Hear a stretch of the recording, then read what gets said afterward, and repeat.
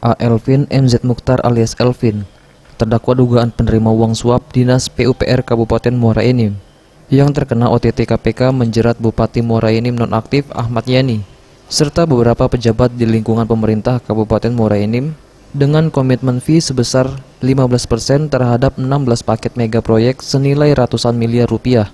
Oleh Jaksa Penuntut Umum KPK RI dituntut pidana penjara selama 4 tahun. Dalam amar tuntutan yang dibacakan, bahwa terdakwa Elvin selaku Kepala Bidang Pembangunan Jalan sekaligus PPK di Dinas PUPR Kabupaten Muara Enim, sebagaimana dalam dakwaan terdakwa diduga turut menerima uang senilai 1,3 miliar rupiah, serta sebidang tanah di Tangerang senilai 2,9 miliar rupiah.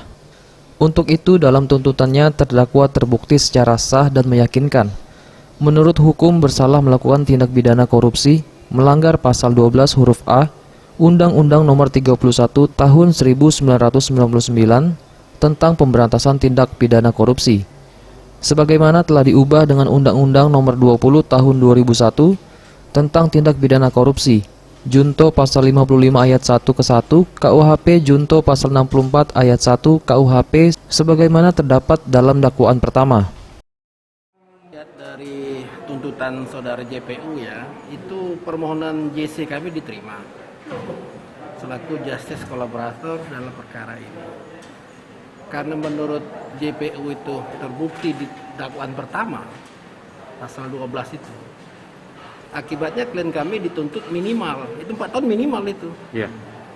Ya, soalnya kalau di bawah 4 tahun tidak mungkin karena sudah ditentukan dalam pasal itu minimal.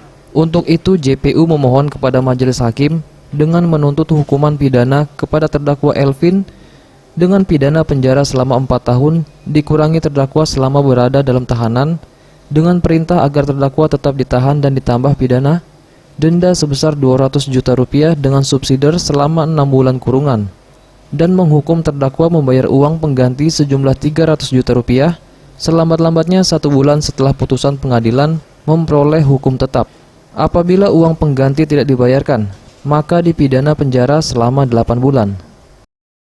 Willy AF, Sriwijaya TV.